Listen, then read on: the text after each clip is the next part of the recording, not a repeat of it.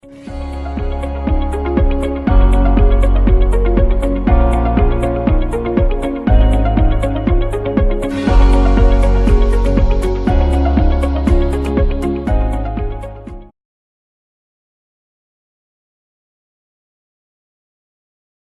pessoal do YouTube, pessoal do Facebook, aqui é o Pastor Sandro e eu estou aqui para comentar alguns fatos aí que aconteceram na internet na semana. Nós tivemos a problemática aí do Santander, mas não é sobre isso que nós vamos falar, porque isso acabou roubando um pouco a cena de um fato que nós consideramos um pouco sério também. Foi vinculado aí nas redes, no Facebook, no YouTube, alguns templos de religiões de matrizes africanas sendo destruídos por traficantes, em nome de Deus e clamando o nome de Jesus, exaltando o nome de Jesus, e isso causou várias reações, tanto de pessoas que não professam nenhum tipo de religião, quanto alguns cristãos que concordaram e outros que discordaram, e alguns até que zombaram, como de algumas pessoas também de religiões de matrizes africanas que se manifestaram de uma maneira contrária, mas ainda assim entendendo que isso não faz parte do ideal de um comportamento cristão, e de alguns que tentaram vincular isso aí ao cristianismo de uma forma generalizada, chamando todos os cristãos de alienados, de nazistas, de fascistas, de preconceituosos.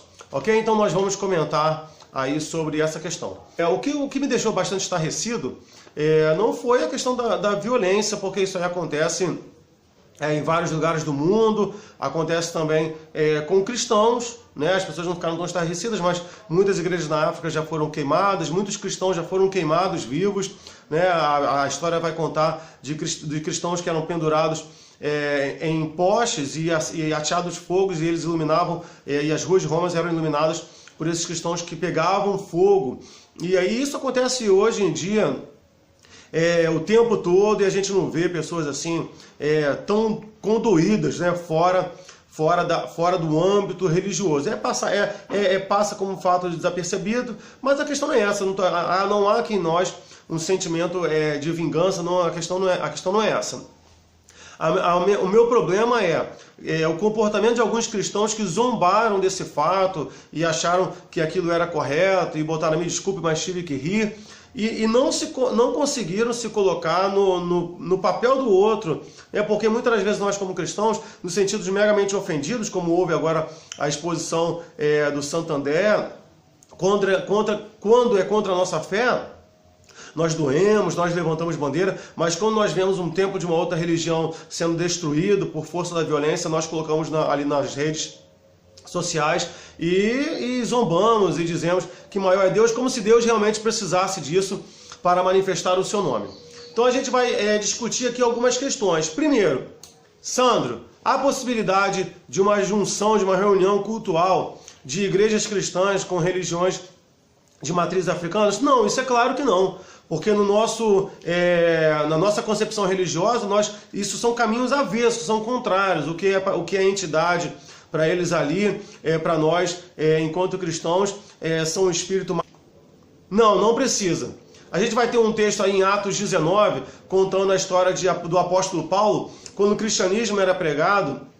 A Bíblia vai relatar que a venda das estátuas, dos nichos da deusa Diana, né, que era a deusa ali, que eles acreditavam que desceu de Júpiter, que era a deusa cultuada pelos efésios, a venda começou a cair.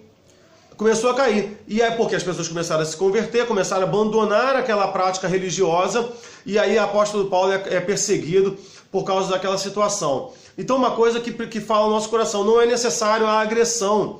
A única coisa que é necessária é a pregação, é o testemunho. E as pessoas, naturalmente, quando elas forem expostas a esse conteúdo bíblico, a Bíblia vai dizer, conhecereis a verdade vos libertará. É claro que essa aí é a nossa visão a respeito daquilo que é correto, daquilo que é verdade, daquilo que nós cremos.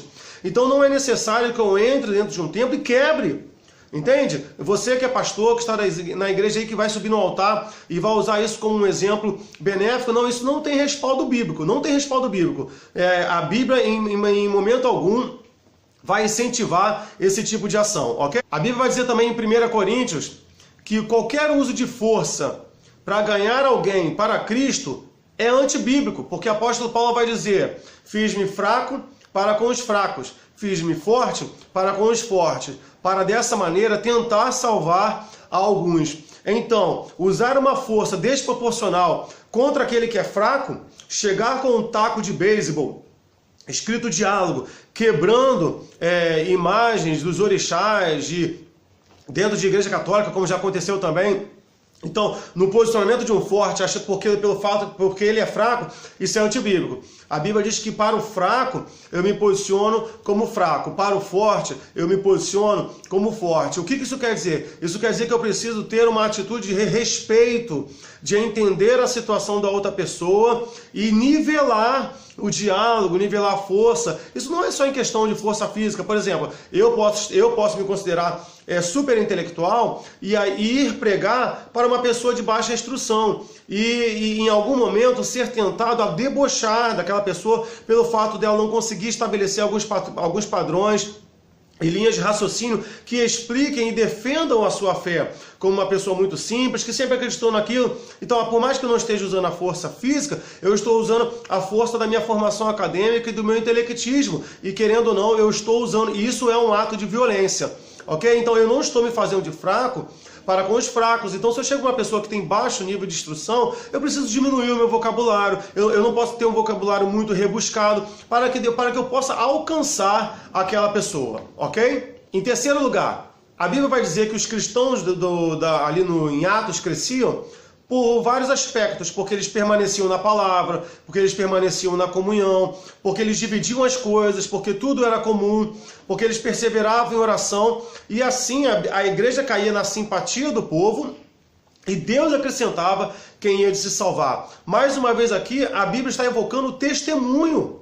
É o testemunho que é a principal ferramenta de pregação do Evangelho. Quando as pessoas olham para dentro de uma igreja e vê que as pessoas são ajudadas, que ali as pessoas não sentem falta, que a igreja pode ser um canal, apesar disso não ser papel dela, e sim do governo, da questão social, mas que ela pode ser um canal de amparar o aflito, de socorrer o necessitado, e através desse testemunho a igreja cai na simpatia do povo e as pessoas começam a se interessar por essa fé que ajuda o próximo, e a partir daí Deus acrescenta aquelas pessoas que vão se salvar, entende? Então assim, é muito ruim quando nós temos uma igreja no bairro que ela, ao invés de conquistar a simpatia das pessoas, ela tem uma postura antipática diante da sociedade. As pessoas não gostam, essa igreja incomoda com o som alto, essa igreja para os carros na frente dos portões de garagem das pessoas. E isso aí faz com que a igreja construa uma imagem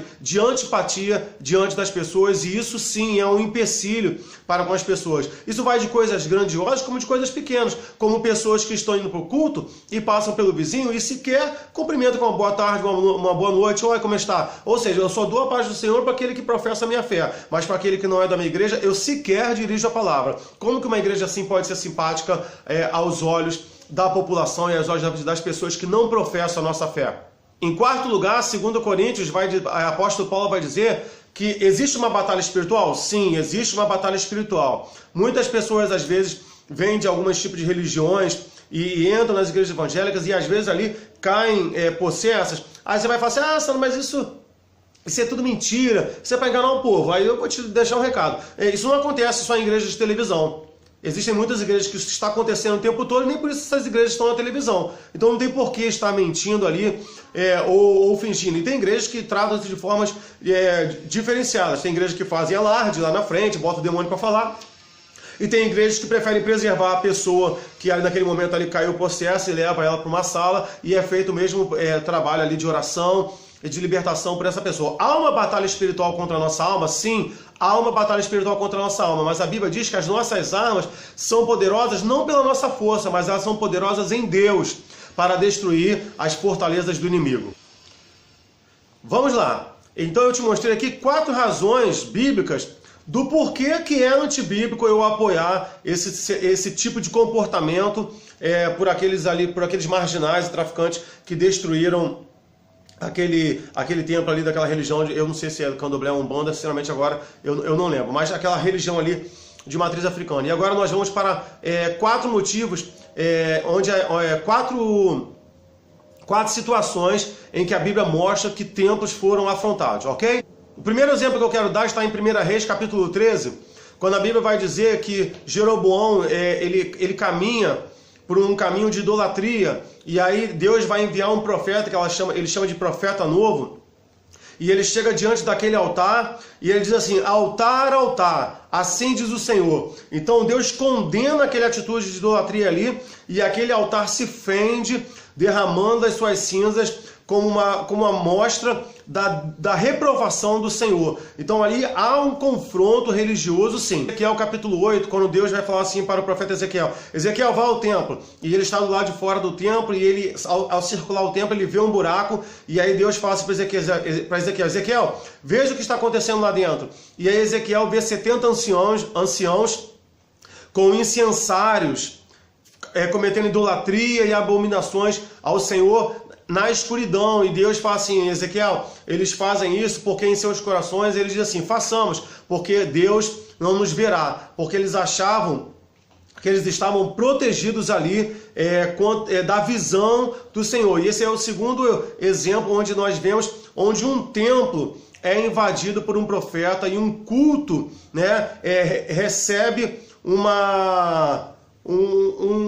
rompimento ali por parte do Senhor. Jesus, quando ele invade o templo, está ali em Mateus 21, ele entra no templo e ele se sente indignado, porque as pessoas estavam fazendo do templo uma casa de comércio. E a Bíblia diz que ele pega chicote, está dando chicotada nas costas de todo mundo, no lombo de todo mundo, ele sai levantando as bancas, porque Jesus ali ele fica realmente muito irritado. O fato dele ter se alterado não fez com que ele perdesse a razão, porque ele estava certo. Aquele lugar não era para aquilo ali. Um templo de matriz africana é para adorar aos deuses e às entidades de matrizes africanas. É para aquilo ali. O templo do Senhor não era feito para o comércio. Então Jesus entra ali quebrando tudo. Em Atos capítulo 23, nós vamos ter também o apóstolo Paulo virando para o sumo sacerdote e chamando ele de parede branqueada, porque quando eles estavam pregando, aquele sumo sacerdote vai dizer assim, fira a boca desses homens, e aí o apóstolo Paulo diz assim, você é uma parede branqueada. Então ele afronta aquele sumo sacerdote. Mais um exemplo aí que a Bíblia nos dá de homens que se posicionaram contra um sistema religioso de uma forma enfática. E agora nós vamos para o nosso último exemplo. Apocalipse 3:9 vai dizer que Deus destruirá aqueles que são sinagogas de Satanás. E aí é que a gente precisa entender. Às vezes nós como cristãos achamos que um templo espírita, um templo umbanda, de candomblé ou de qualquer outra religião, nós dizemos que aquilo ali é um templo do diabo. E preste atenção, para nós, isso, tá? Para nós, talvez aquilo ali seja um caminho do engano, onde as pessoas estão ali enganadas. Isso é o que nós cremos. Mas o que a Bíblia chama de templo do diabo não é isso. Não é isso. O que Apocalipse chama de a sinagoga de Satanás, deixa bem claro, se refere àquelas pessoas que se dizem ser uma coisa e não são. A Bíblia diz, vocês que se dizem ser judeus e não são. Então o que é um templo do diabo? Porque a Bíblia diz que nós somos o templo do Senhor. Nós somos o templo, a morada do Senhor. E quando nós dizemos que somos uma coisa e os nossos atos, as nossas atitudes não manifestam o que nós somos, nós não somos templos de Deus, porque se nós somos templos de Deus, nossos frutos deveriam mostrar o que há dentro de nós. A Bíblia vai dizer que a boca fala do que o coração está cheio. Então, se as minhas obras são más, se as minhas obras são falsas, são de mentira, são de corrupção, são de prostituição, eu não sou o templo de Deus. Em Apocalipse 3:9 vai dizer que eu sou sinagoga de Satanás, porque eu afirmo ser uma coisa e eu não sou. Isso é mentira. E quem é o pai da mentira? O pai da mentira é o diabo. Então, se há mentira na minha vida, automaticamente eu sou o templo do diabo. E a gente precisa, nós vamos fechar aqui esse bate-papo de uma maneira bem rápida, uma coisa pontuando algo estranho, mais estranho do que um traficante destruindo aquele templo, é ver aquele traficante munido de um linguajar cristão, né? Cai por terra em nome de Jesus, só em nome de Jesus. Por quê? Porque isso nos mostra que aquele traficante já passou, ou deve ter passado em algum momento da sua vida, por um processo de educação religiosa cristã. Porque ele se mune de um linguajar e de um vocabulário pertencente aos cristãos. E aí, como a gente pode entender que alguém que um dia que teve acesso ao cristianismo, de entender que Jesus é maior, que só o nome de Jesus e cai por terra, tudo quanto é demônio, pode estar cometendo aquele tipo de, aquela atrocidade. A Bíblia vai dizer, ensina o teu filho no caminho que ele deve andar e quando ele crescer ele não se desviará. Sabe o que aquilo significa? Aquilo significa, aquilo é prova de que os pais e as igrejas têm falhado na educação de suas crianças, têm empurrado para elas um conteúdo religioso, moral, sabe, um vocabulário, tem formatado cristãos, mas não tem proporcionado a essas crianças, a esses jovens, um caminhar com o Senhor. Tanto igrejas quanto pais. Sabe? Pais que não aceitam que seus filhos sejam repreendidos na escola, que não aceitam que seus filhos sejam repreendidos nas igrejas. Né? A gente vê situações assim, quando o filho é repreendido pelo pastor, o pai vai lá, fica revoltado e vai criando, né, esses pré-marginais dentro da igreja porque não se submetem à lei. Quantos professores já foram afrontados, inclusive por pais cristãos, porque os filhos foram repreendidos na escola? Quantos pastores já foram afrontados por pais, por filhos de pastores, por filhos de diáconos, porque seus filhos foram repreendidos dentro da igreja, dentro do clube? Ou seja, eu estou criando o meu filho a não se submeter a uma autoridade, a uma lei, a um regimento. O que eu estou criando? Eu estou criando um marginal e um bandido. E por mais que ele não fira a lei e tenha um motivo para ser preso, ainda assim ele estará à margem do bom senso, dos princípios de autoridade. Isso aqui para mim é o mais assustador, ver que existem bandidos, traficantes, com conteúdo e um linguajar cristão e que isso nada significa para a sua mudança de vida. Se há algum tempo que precisa ser destruído, esse tempo somos nós. No momento em que nós olharmos para a nossa vida, nos olharmos no espelho e vermos que nós não estamos sendo aquilo que o Senhor espera que nós sejamos. E aí, se nós somos esse templo de mentira, esse templo de falsidade, é necessário sim que esse templo seja destruído. Porque em todos os episódios que nós lemos aqui da Bíblia, os templos que foram confrontados eram templos do próprio Senhor, que estavam em mentira e em estado de idolatria, abominação e profanação. A nossa luta não é contra a carne nem contra sangue, mas contra principados e potestades e fortalezas do inimigo que querem atuar aqui na nossa mente e no nosso coração. Se esse templo do seu coração aí está corrompido, peça para que Deus destrua esse altar de engano e erga um altar de verdadeira adoração. Beijão, Deus te abençoe.